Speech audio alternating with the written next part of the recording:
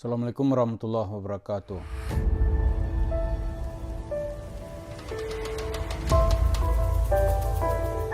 Para pemirsa, dalam kesempatan ini kita akan membahas sedikit fungsi dan kedudukan takdir. Kenapa hal ini perlu kita bahas? Karena Yusuf Mansur sering sekali berlindung di balik takdir.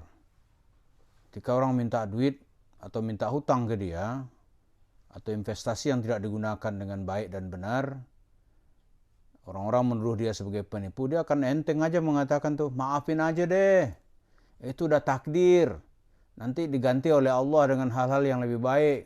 Apa memang begitu kita beragama gitu. Nah, ada sebagian orang juga percaya, ya kali kita ada takdir kita ya gitu. Udah dah, biarin aja gitu. Nah, ini sekarang kita perlu membahas sedikit tentang takdir. Salah satu pondasi atau rukun iman kita adalah beriman kepada takdir. Takdir baik dan takdir buruk. Seperti kita ketahui, Allah Subhanahu wa taala itu sebelum menciptakan makhluk, itu di Lauhul Mahfuz itu sudah menentukan takdir. Dan takdir ini hanya Allah sendiri yang tahu. Nabi tidak tahu, para nabi, malaikat-malaikat tidak tahu gitu. Itu adalah kekuasaan mutlak Allah Subhanahu wa taala. Nah, kekuasaan Allah ini la yus'al. Kita tidak boleh mempertanyakan, tidak ada yang mempersoalkan wahum yas'alun. Tapi perbuatan makhluk ini itu akan ditanya nanti di hadapan Allah Subhanahu wa taala. Jadi Allah itu seperti seorang arsitek agung gitu, yang sangat tahu detil-detil semua apa yang dia buat. Ini seperti dia bangun bangunan, katakanlah bangunan mall gitu. Seorang arsitek kan begitu, dia gambarnya sudah jelas dulu, kapan mau dikerjakan, bentuk akhirnya apa, apakah ada perubahan, perubahannya bagaimana, itu adalah rahasia Allah. Nah, dalam kehidupan kita ini, apakah seseorang yang menderita musibah itu juga sudah takdir Allah? Kita jawab iya. Tetapi seseorang dikasih ikhtiar gitu. Kayak seperti dokter ini. Dokter itu pasien datang dalam keadaan kakinya busuk gitu. Karena dia sakit diabetes misalnya. Ya, dokter tidak punya pilihan, dia harus potong. Apakah dokter di saat itu telah berlaku zalim kepada pasien? Jawabnya tentu tidak. Dan pasien yang baik itu nanti, dia akan berjuang habis-habisan mencari kakinya yang telah rusak dengan kaki palsu, sehingga aktivitasnya bisa berjalan sebagaimana seperti biasa. Nah, manusia yang dikasih takdir oleh Allah itu tidak ada yang tahu takdirnya itu seperti apa gitu. Karena itu dia harus berjuang terus-menerus untuk mendapatkan dan selalu berada dalam takdir baik. Misalnya dia sakit. Sakit itu kan buruk bagi kehidupan tuh. Tapi kalau dia berjuang terus-menerus, dia ingin sehat, insya Allah dia mendapatkan obat yang sehat. Jadi banyak hikmah di balik takdir itu. Kalau takdir buruk, seseorang mengimaninya, dia akan memperoleh hikmah yang sangat banyak. Karena itu, suatu kali ada seorang mencuri ketangkap di zaman Khalifah Umar ibn Khattab. Itu ketangkap, dia mencuri, data-data dan buktinya cukup, dia dijatuhi dengan hukum potong tangan. Tapi dia dengan enak aja nih datang kepada Amirul Mukminin, ya Amirul Mukminin, ini takdir. Tapi apa jawaban Umar? Tanganmu dipotong itu juga takdirmu gitu. Jadi nggak ada, oh nggak bisa dong. Ini kembali kepada cerita Yusuf Mansur, dia telah merugikan orang. Banyak sekali orang yang merasa dirugikan. Boleh nggak bilang itu takdir? Boleh.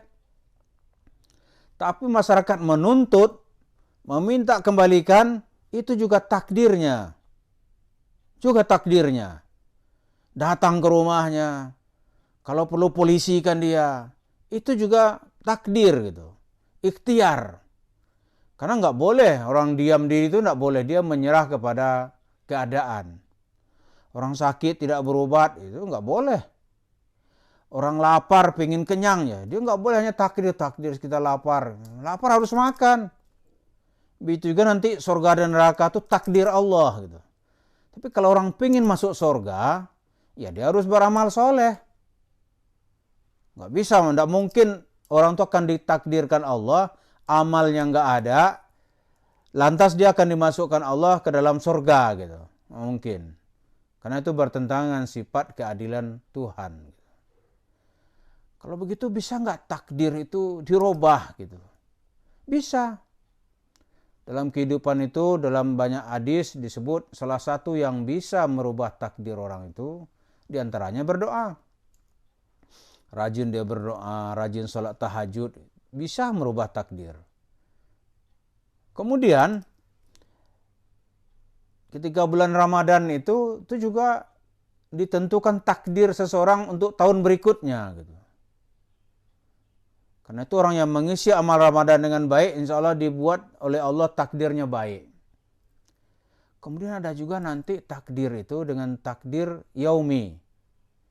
Seperti firman Allah dalam surah Ar-Rahman itu, setiap hari Allah itu kulla yaumin huwa fi sya'. Setiap hari Allah itu merubah atau berkreasi gitu. Jadi bisa aja sebelumnya Allah menentukan takdir si A ini, oh ini nanti ini hidupnya payah ini. Tapi karena ini rahasia Allah gitu, tidak ada yang tahu, dia berjuang. Akhirnya Allah melihat, wah ini rajin sekali ini. Dia rubah. Karena takdir seseorang itu, takdir hamba itu nggak ada yang tahu kecuali hanya Allah.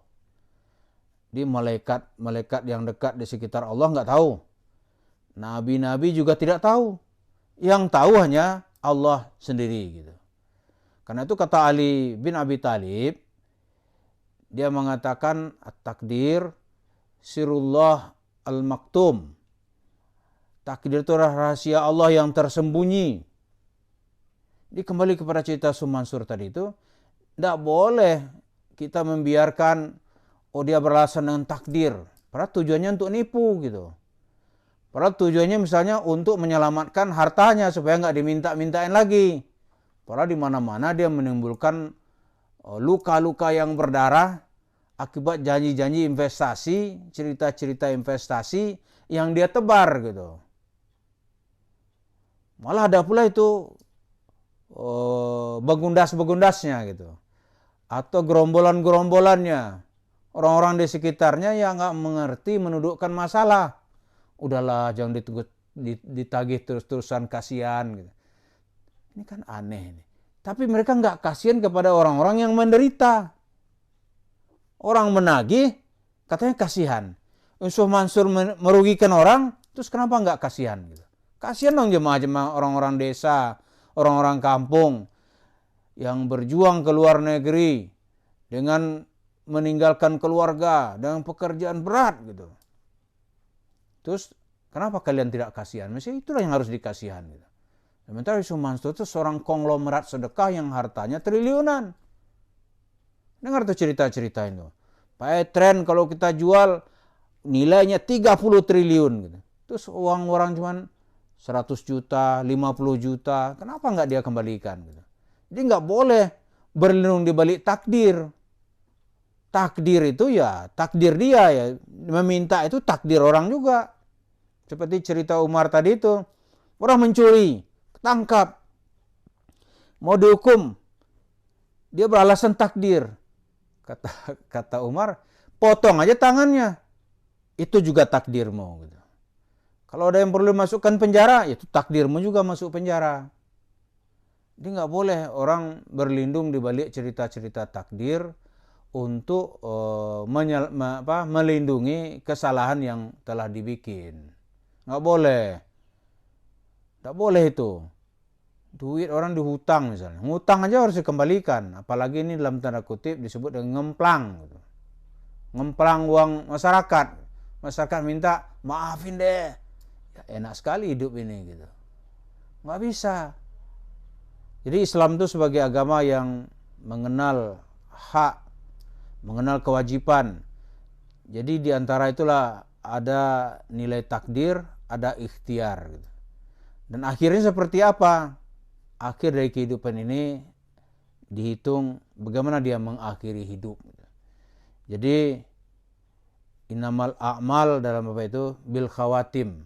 Amal-amal itu ditentukan nanti bagaimana dia menutupnya gitu. Penutup amal. Dia nggak bisa bilang-bilang enak aja, udah deh maafin aja, itu udah takdir.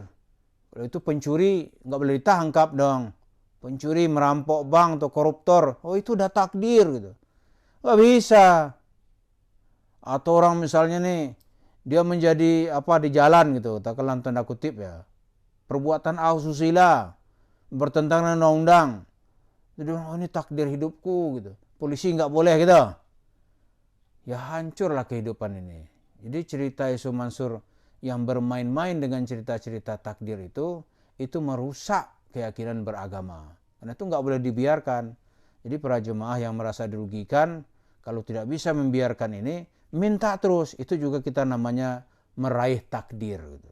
Kita nggak tahu akhir dari takdir kita ini. Dan masing-masing orang telah ditulis oleh Allah cerita hidupnya, takdirnya seperti apa. Hanya saya ini masih rahasia. Dan Allah yang Maha Kuasa juga berhak untuk merubah takdir seseorang. Ya, di antara yang merubah tadi ya doa. Yang tidak merubah itu bisa silaturahmi. Di antara yang bisa merubah takdir berbakti kepada orang tua. Di antara yang bisa merubah takdir itu senantiasa terus-menerus amal-amal kebaikan. Itu bisa merubah semua takdir. Terima kasih. Assalamualaikum warahmatullahi wabarakatuh.